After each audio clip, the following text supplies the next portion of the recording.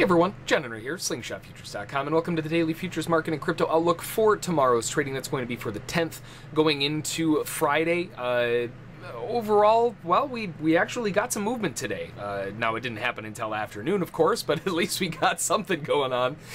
Markets aren't so dead, which I guess is a good thing. So, before we jump on in, as always, make sure to swing on over to slingshotfutures.com, scroll down and click on the Join the Daily Outlook newsletter. From there, you'll be able to sign up on our newsletter list so you'll be notified every time one of these videos comes out.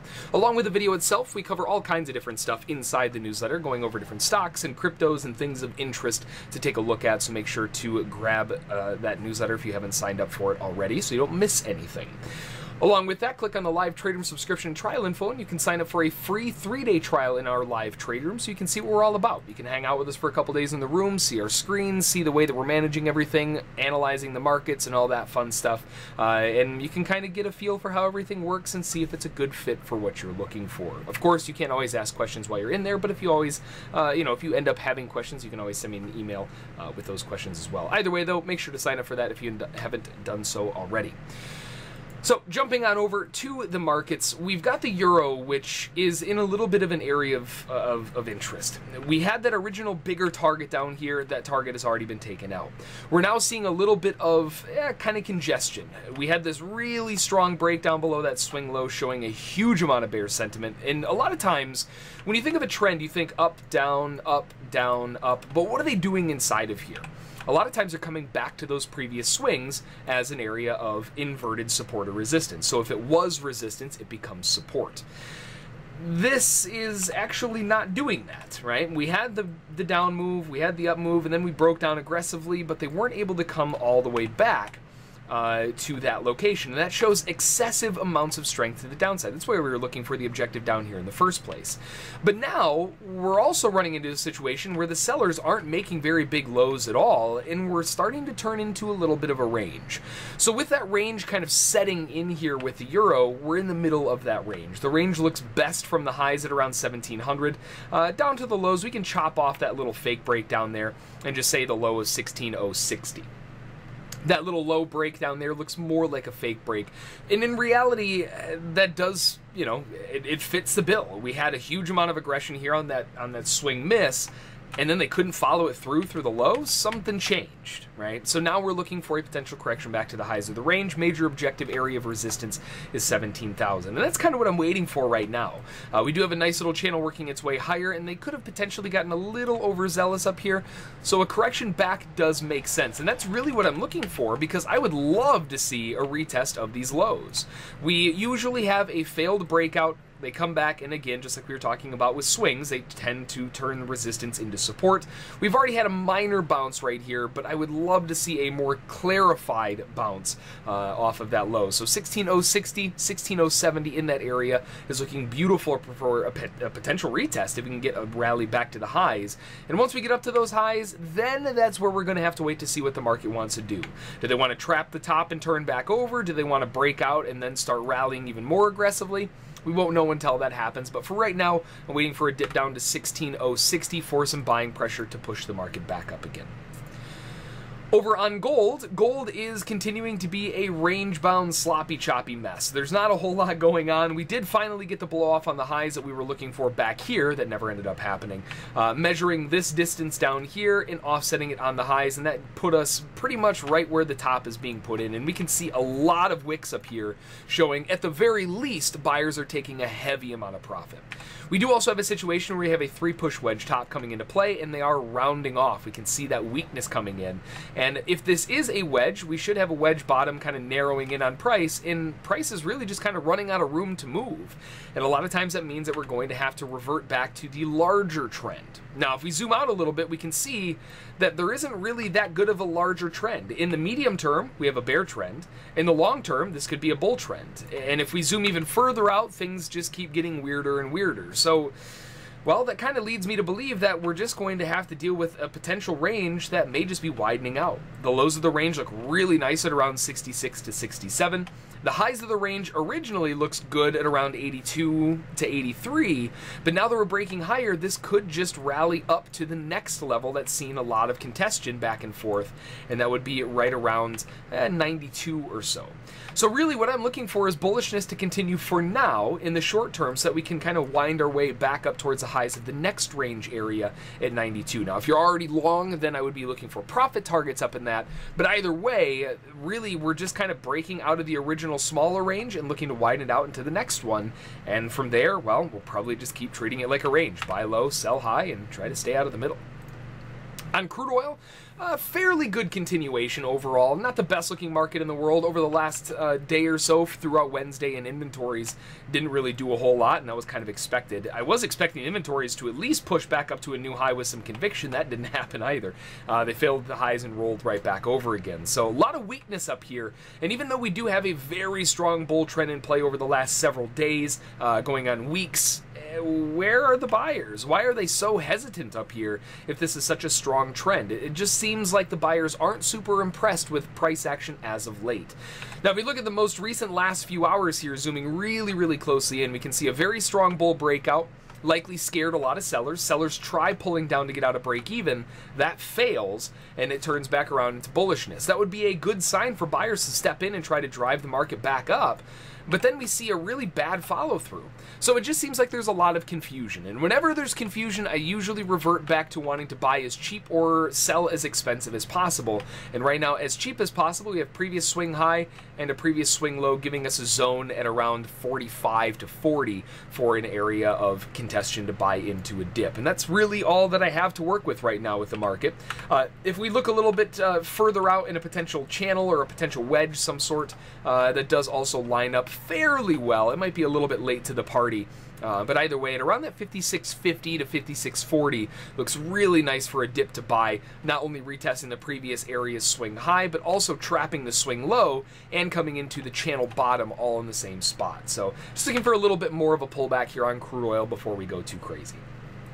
On the S&P has finally rolled off of the highs. A lot of the index markets have caught a little bit of bearishness here, cycling off of the top after making a quick little snap to a new high, dunking all the way down, 25.68, and around there was kind of that low zone. They pushed as low as 25.63.5, but for the most part, well, it's just reminiscent of what happened the last time. We had a quick snap lower after a little double top retest kind of situation, and they rocketed right back up to a new high. They pulled down aggressively here as well, trapped the low, and rocketed back up to the highs. We're seeing a lot of these aggressive snaps down, but they're not really being substantiated with any follow-through, and that leads me to believe that this is probably the same situation.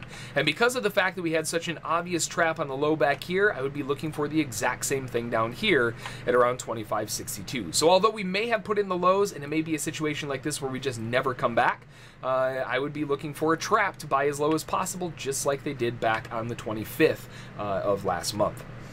So at the moment, right now, the S&P is pulling down. A lot of traders in the long term may see this as cheap. We're only down about 0.5% now after giving back a lot of these losses and ending up right around where we started the day off. But I would love to see a dip in a trap low underneath 62 to get some better prices on those bottoms. So that's going to do it for the outlook for the future side of things. Looking at the news for tomorrow, we don't have anything for the U.S. Very similar situation to what we had today, i.e. nothing. We do have the UK news coming out tomorrow, which is a manufacturing production month-over-month for September, forecasted at 0.3%. Keep in mind, tomorrow is the day before Veterans Day. Veterans Day is the 11th, and a lot of people may just be cutting it early and going on a mini vacation, if the weather at least is halfway decent by them. I know by me it's getting a little bit cold and not so friendly outside, but if you live in a warmer climate, that may be another excuse to head on out, maybe down to the beach if you have really good weather. And that may just mean that along with today, going into tomorrow, potentially a nice relaxed weekend. Could be a little bit of a slow one tomorrow, and couple that with a lack of news. Yeah, we've got a pretty good 1, 2, 3, 4, 5 punch that leads me to believe tomorrow might not have a whole lot going on for it. We'll have to wait and see. Jumping over to the crypto side of things, starting off with Bitcoin. Bitcoin, obviously, if you have not heard, the SegWit 2X big hard fork coming out next week was at the very least suspended. People are still arguing over whether it was fully canceled or if it was suspended. You have some miners that are saying that they're going to try to push SegWit anyway. It's a little bit of a mess. I would be a little bit cautious until next week rolls by. Whatever happens next week, probably very similar to what happened when the fork was supposedly canceled or suspended. The markets went a little bit crazy. We had huge swings all over the place. Every exchange was individually pricing in different things too, and that caused all kinds of stuff to be really, really crazy. There was at one point where Bitcoin was valued at around 6,700 on Bittrex, but over on Coinbase and some of the other bigger names, it was around 7,300. So there was huge potentials for arbitrage between a lot of these different exchanges on this heavy volatility. Now, when that news came out, we had a big spike up to a new high, and then it started selling off. And the one big thing that stands out is simply the fact that a lot of traders probably dumped a lot of their altcoins in preparation of this new SegWit coin coming out, and they wanted that freebie, right? That coin was, at the time, valued at around $1,300. And basically, for every one Bitcoin you had, you get $1,300 for free for doing nothing. A lot of traders were probably piling in money in Bitcoin to get that free token, and when that was taken away, off the table, right? Everybody started liquidating Bitcoin, putting it into altcoins again, and we can see that it wasn't just them cashing out for fiat. It was a cash out into altcoins. Altcoins had a gargantuan rally. Everything from Neo catching a monster spike up, ADA, which is still rallying higher, Burstcoin catching a big lift, Ethereum catching a big lift, Litecoin catching a big lift, ETP catching a big lift. All of the altcoins saw all of that money that got pulled out of Bitcoin. They went into altcoins, and we can see that reflected in price. Now, before we jump to all the alts here, Bitcoin right now is just kind of leveled out. We're not really seeing a whole lot, and that could be just the fact that a lot of people want to see what happens next week.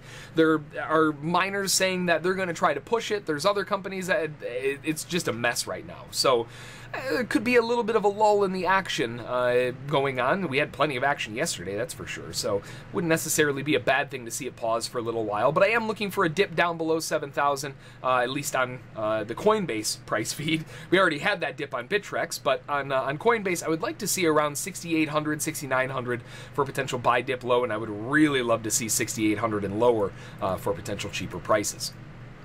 Now, Ethereum caught a big old lift, and we had a very similar situation that we were talking about on Twitter that Litecoin has had. We had that line in the sand that just kept getting in the way, and if they're going to break through, they're going to need to do it with some force. Otherwise, nobody's going to believe them, and we finally have some force, right? The buyers showed up, and they showed up with a huge amount of conviction to the upside, showing that the buyers do have control of this, and now I'm looking to buy the next pullback to that line in the sand. So between 320 down to 316, maybe a little bit lower, is a big longer-term buy zone for buyers to step in and shove the market back up to at least retest these highs wherever they end up being put in. After that, if they can start getting a lift off of that area, the next objectives are going to be back up to around 344, 345 in that area, and then from there, maybe we can start pushing back into 400 or so. You know, those big objectives at around 400, that would be the next one, and we're not too far away from that. Ethereum is looking really nice now that we've broken above that. Everything is looking good there. Over on Litecoin, same situation. We have that line in the sand that's been an absolute bear of a problem for the last month or so. We finally broken above it with enough conviction where buyers bought that first little pullback. Now you'll notice this looks very different from Ethereum. We don't have that big blow off like we've had on Ethereum. And a lot of traders will sometimes use that as a quick little snap opportunity to buy it, and that is exactly what happened. But now we have clear conviction, right? The buyers have come in, they've proven that they want to hold this market. Now we're looking for the obvious pullback into that zone, and that's going to be at around 62 down to 61. And that $1 range inside of there is going to be the hot spot for buyers to step back in and look for that big move back up again. And we could be looking for, you know, that swing high at around $70 and maybe even back to 100 by the end of the year on this kind of bounce. Now, looking at some of the altcoins, they've obviously caught a beautiful lift. ADA, or Cardano, has a gorgeous rally to the upside. If you were buying along with me, like we were talking about down in the 200s or 300s, you've got a good 75 to 100% return already. But overall, you know, I still have a long-term bias on this. I'm just using this as an opportunity to continue to buy cheap. And now that it's rallying, well, it makes it a little bit easier to maybe take some profit off the table and reload if it pulls back. But either way, it still has a very strong move ahead of it. 411 is a big line in the sand right now for ADA. We have that previous previous swing low, they held it again, they held it as resistance, they held it as resistance, and the same thing with any line in the sand, we've broken aggressively above it. Now I'm looking to buy on a retest in 411. If it does pull back to 411, that might be the last time we see it for the rest of the year. So I am very amped up about looking at 411 for a potential bounce and rallying back up towards, yeah, maybe even all the way back into the thousands again. We'll have to wait and see. Over on Bitcoin Cash caught a huge spike down on the news of the fork being canceled, but for the most part, it moved its way right back into where it was before, and not a whole lot has happened since. So relatively calm, relatively stable, not much happening. Now, if you were able to capitalize on that beautiful dip down to around 520, that worked out really nicely. But aside from that, not a whole lot is going on with Bitcoin Cash, and it probably won't have a whole lot going on until next week is done. The same goes for Bitcoin Gold. Bitcoin Gold did catch a nice dip lower. This is that secondary leg that we were looking for down. We have hit that area and caught a nice, beautiful bounce back to the upside. But again, we're pretty much where we were before the fork announcement happens, right? We were right around 150, and now we're at 147. So about a $3 difference for the last couple days, really not proving a whole lot. Now, Bitcoin Gold does look a little bit better in terms of the bull case, but for the most part, I think a lot of these kind of altcoins off of Bitcoin, right, these forked coins, are going to be a little bit rocky for the next couple days. Over on ETP, ETP catching beautiful follow through. Now, if you were trading it on, and this is, again, going back to how different exchanges price things differently, HitBTC had a huge move, whereas ETP on Bitfinex didn't have as big of a move. So there's a lot of different inter-exchange plays that were going on, but either way, we see ETP rallying to the upside, breaking out of that major buy zone that we've been talking about, sub $3, and it's looking absolutely beautiful, sitting around 4. Looking for more continuation to the upside. Next objective is around 450, and then after that, we can start looking back up towards the highs at around $5.30, and then from there, maybe the moon. We'll have to wait and see. And then, of course, NEO, we did bounce finally outside of this wedge that formed here, $26 all the way down to 23, 26.82 down to 23.21. We are now off of that same resistance area, 32.77. We've been bouncing around these areas for a very long time, and I'm still looking to play both sides of them. Buy low, sell some out, right? Buy the pullback, sell some out, buy the pullback, sell some out, and just keep kind of ping-ponging the NEO market around while it decides to fluctuate around. I still think NEO is a very good long-term market, but for right now, it just wants to range out, and that's fine. We'll trade it as a range. So that's going to do it for that one, and for the outlook as a whole. Now, again, like we always say, it doesn't matter what market you're approaching. You need to make a plan, even if that plan is based on some craziness with the SegWit being canceled. You got to be ready for everything. So make a plan, trade the plan, follow those rules, and you'll be A-okay. Until next time, we'll see y'all then.